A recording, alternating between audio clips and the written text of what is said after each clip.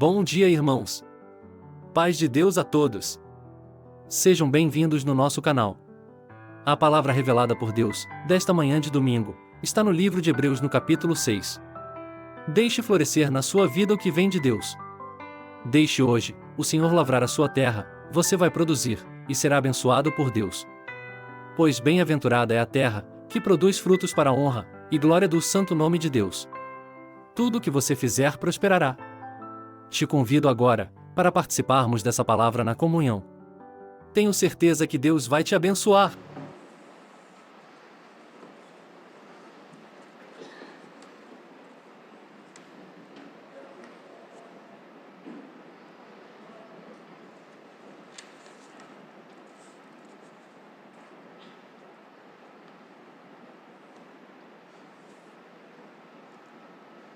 Vamos ler com a ajuda de Deus e a guia do Espírito Santo a palavra que acha-se escrita na Epístola aos Hebreus, no capítulo 6, capítulo meia dúzia de Hebreus.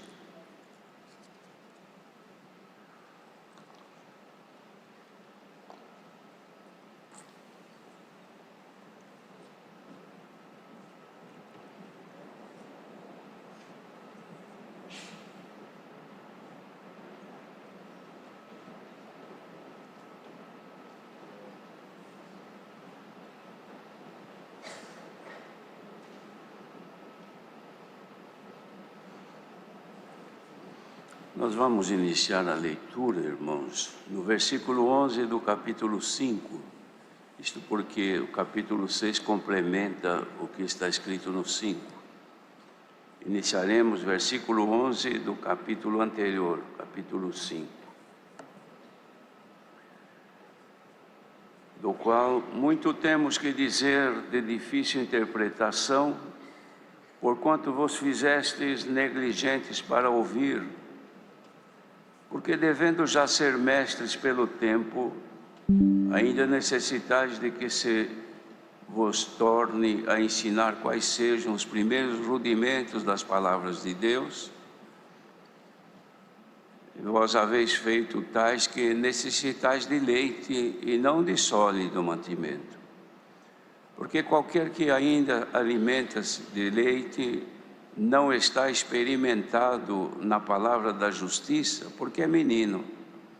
Mas o mantimento sólido é para os perfeitos, os quais, em razão do costume, têm os sentimentos exercitados para discernir tanto o bem como o mal. Pelo que, deixando os rudimentos da doutrina de Cristo, prossigamos até a perfeição, não lançando de novo o fundamento do arrependimento de obras mortas e de fé em Deus, e da doutrina dos batismos, e da imposição das mãos, e da ressurreição dos mortos, e do juízo eterno. Isto faremos se Deus o permitir, porque é impossível que os que já uma vez foram iluminados e provaram o dom celestial, e se fizeram participantes do Espírito Santo e provaram a boa palavra de Deus e as virtudes do século futuro, e recaíram, sejam outra vez renovados para arrependimento. Pois assim quanto a eles, de novo crucificam o Filho de Deus e o expõem ao vitupério.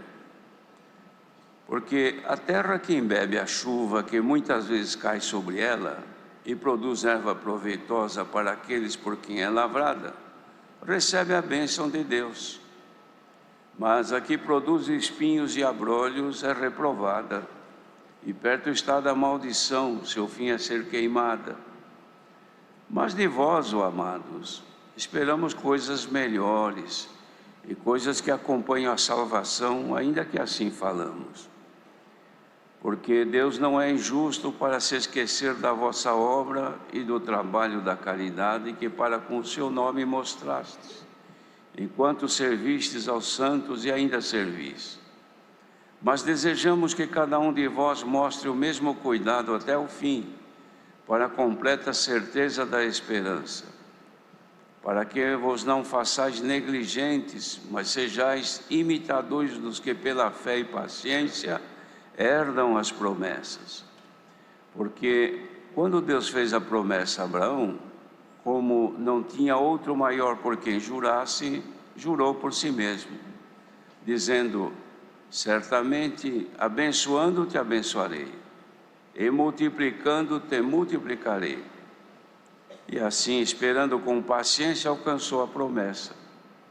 Porque os homens certamente juram por alguém superior a eles, e o juramento por a confirmação é para eles o fim de toda a contenda. Pelo que, querendo Deus mostrar mais abundantemente a imutabilidade do seu conselho aos herdeiros da promessa, se impôs com juramento, para que por duas coisas imutáveis, nas quais é impossível que Deus minta, tenhamos a firme consolação nós, os que pomos o nosso refúgio em reter a esperança proposta, a qual temos como âncora da alma segura e firme, e que penetra até o interior do véu, onde Jesus, nosso precursor, entrou por nós, feito eternamente sumo sacerdote, segundo a ordem de Melquisedeque. Amém. Queridos irmãos, é o que veio avante de nós lermos, esperando que desta leitura o Senhor nos traga alguma edificação pela virtude do Espírito Santo que até aqui nos tem guiado, e queremos e esperamos que o Senhor nos leve por Ele, guiados até o fim. Mas havia aqui, irmãos, uma preocupação do apóstolo que escreveu esta carta aos Hebreus, por causa da maneira como o povo se prendia, mesmo já pela tradição da lei de Moisés. Eles sempre traziam os resquícios do passado, querendo sempre usar como meios para firmar a fé ou para incrementar o caminho da justiça deixado pelo Senhor. Então, por conta disso, buscavam sempre fundamentarem-se no conhecimento que eles tinham do passado. E o apóstolo faz então esta carta, que é um grande esclarecimento para todos, mostrando que não havia necessidade de o povo se voltar aos princípios rudimentares de conhecimento para a salvação, uma vez já chamados, havendo crido e fazendo parte do povo que Deus resgatou do pecado. Agora, o único caminho, ou seja, as atitudes daqui para frente, deveriam ser somente em servir a Deus, procurando agradá-lo e conhecer melhor a sua vontade, e deixar para trás os princípios que não edificavam. Então ele falava aqui, irmãos, como nós começamos a leitura no capítulo anterior, justamente porque Paulo estava exortando, ou melhor, o apóstolo, não sabemos se é Paulo, exortando aqueles irmãos o cuidado que deviam ter.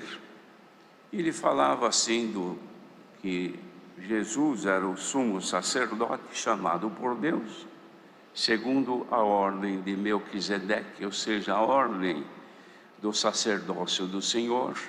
Não era a ordem levítica, mas era sim a ordem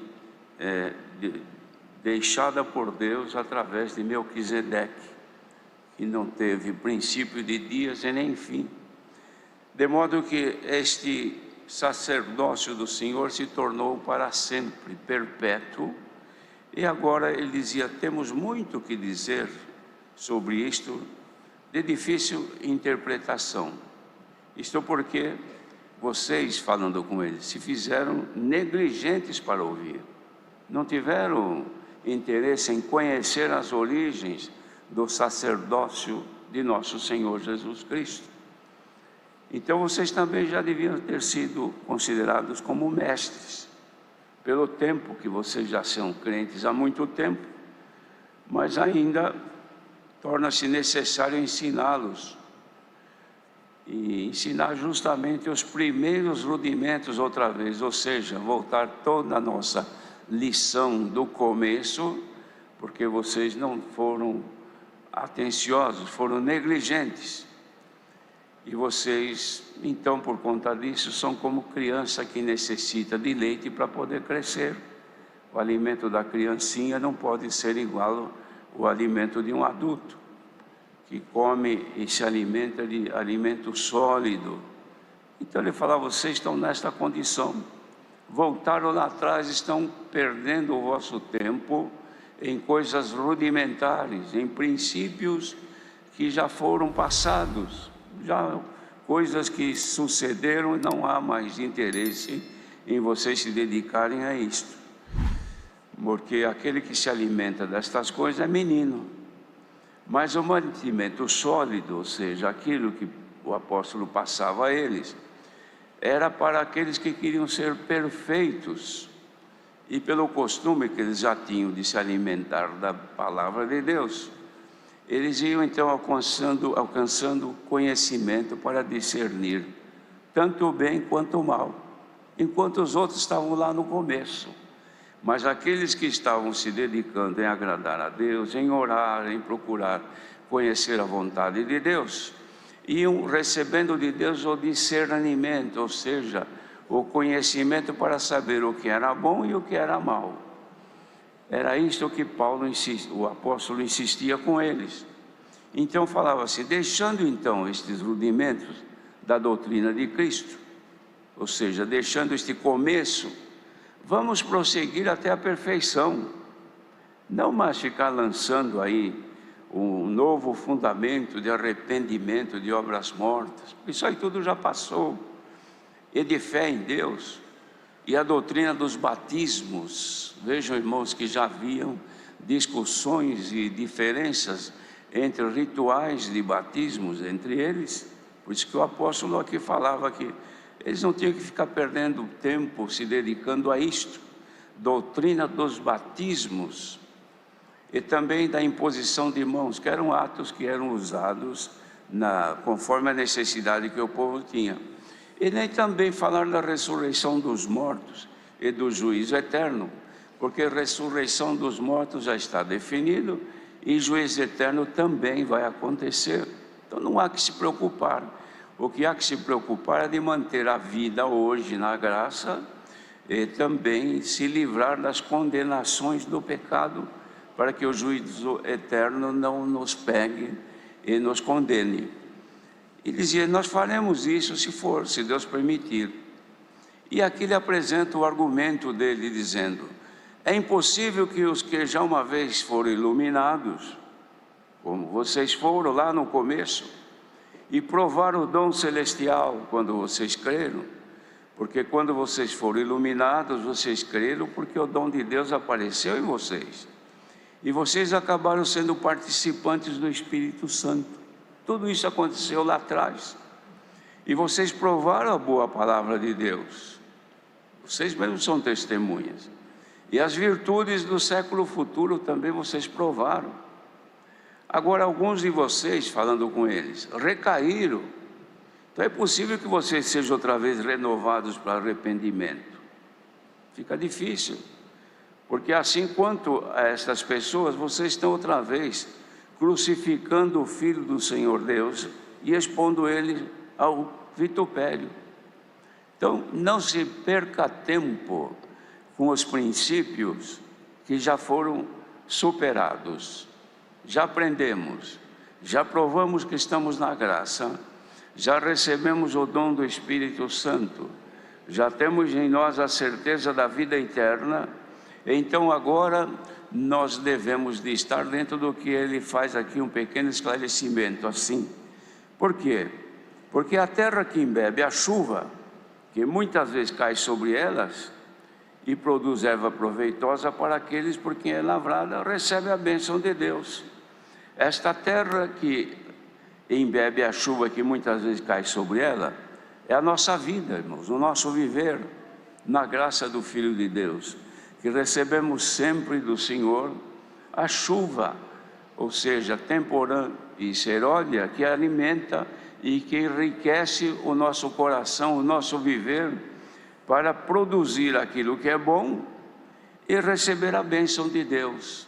Então, este que é o nosso interesse hoje, irmãos, que sobre nós caia sempre esta chuva que vem dos céus, que são as bênçãos espirituais, na nossa vida, que é a nossa terra, e nós produzamos então aquilo que é bom e agradável para a perfeita vontade de Deus. Fazendo isto, sobre nós estarão as bênçãos de Deus. Então, pregar para a Irmandade que Deus vai abençoar é muito bom, e todos nós gostamos de ouvir. Quem é que não quer ser abençoado por Deus?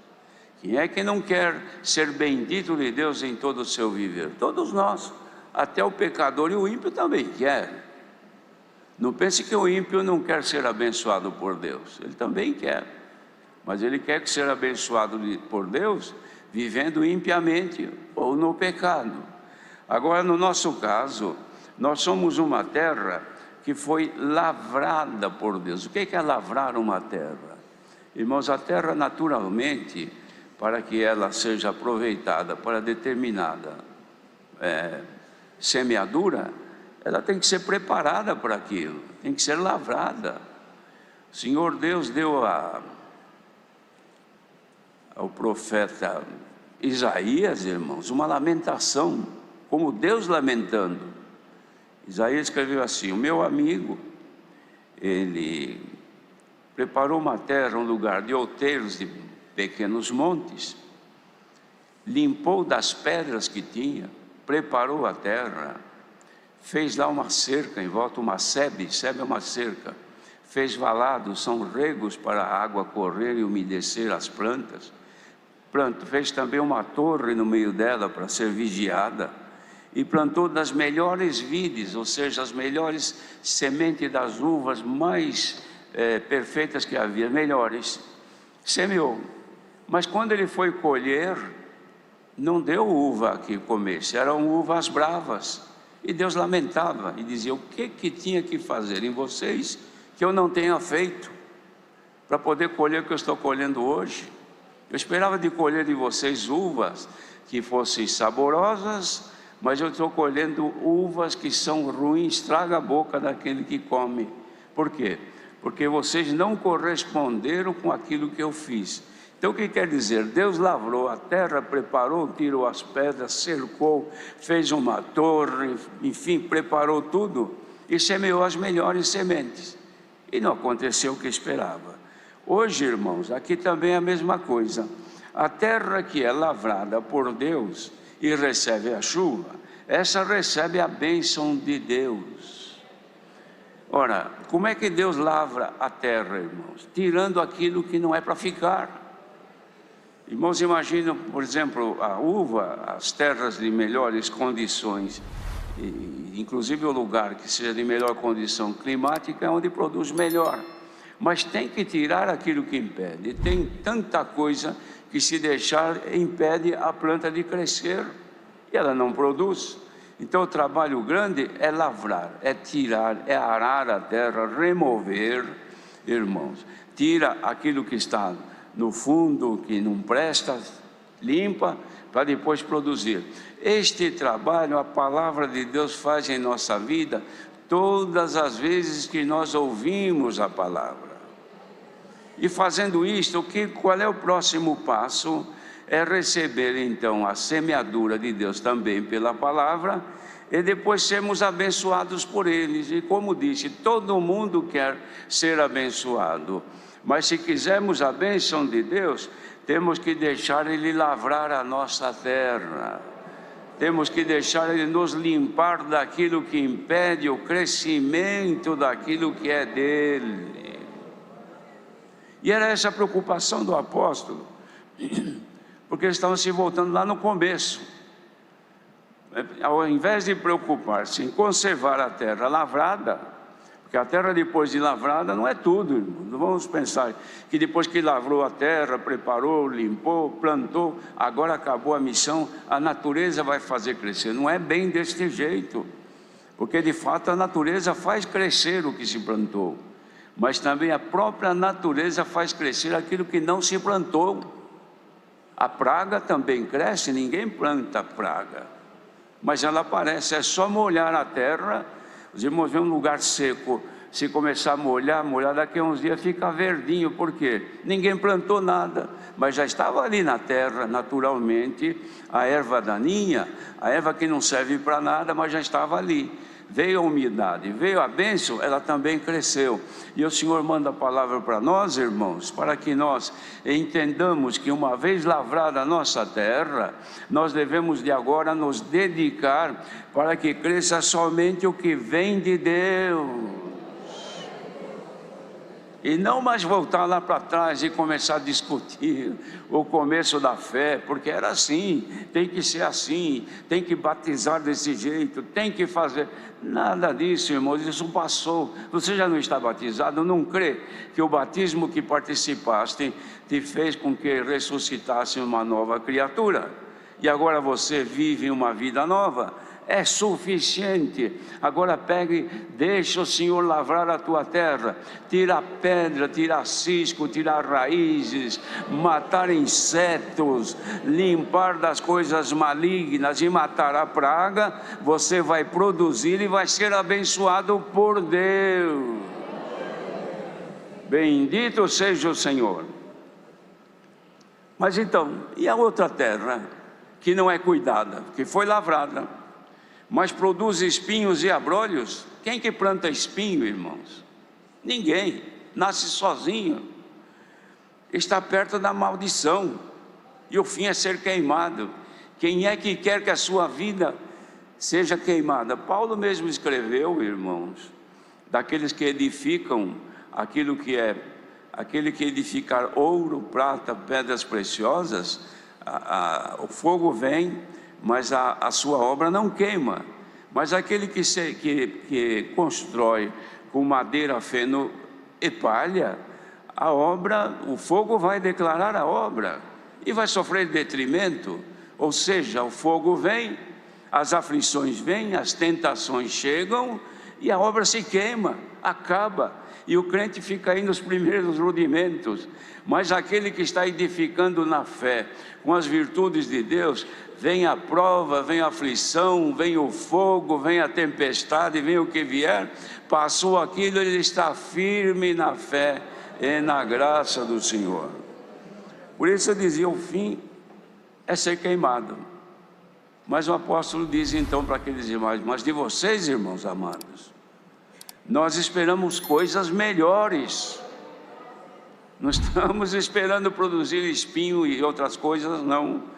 Coisas melhores, e coisas que acompanham a salvação, ainda que assim nós falamos. Porque Deus não é injusto para se esquecer da vossa obra e do trabalho. Ou pensamos que o nosso sacrifício, como agora, por exemplo, viemos aqui, levantamos cedo, tem irmãos que vêm até de longe, outros por este mundo afora aí ouvindo a palavra de Deus. Por que este trabalho, esta dedicação? Porque quer que o Senhor receba o pequeno esforço que está fazendo para produzir alguma coisa boa na obra. Então diz, Deus não é injusto para esquecer da vossa obra. O que fizeste hoje em vir ouvir a palavra de Deus, Deus não é injusto para esquecer disto, não. Ele te retribui por isto. Retribui também pelos trabalhos da vossa fé e da vossa caridade, servindo ao Senhor. Mas dizia, mas desejamos de cada um de vós que mostre o mesmo cuidado, não só hoje, neste domingo, até o fim, para a completa certeza da esperança. Olha, irmãos, esta palavra é muito profunda, que fala da nossa salvação. Eu sei que é ruim de ouvir, porque as pessoas ouvem isso aqui e dá a impressão que não é o que gostaria de ouvir. Mas bem-aventurada a terra que produzir frutos para a honra e glória do nome de Deus. Recebe a bênção de Deus. Então quem veio aqui hoje com esta intenção de produzir frutos para a honra e glória do santo nome de Deus, saiam daqui nesta manhã abençoados por Deus. Bendito seja o Senhor.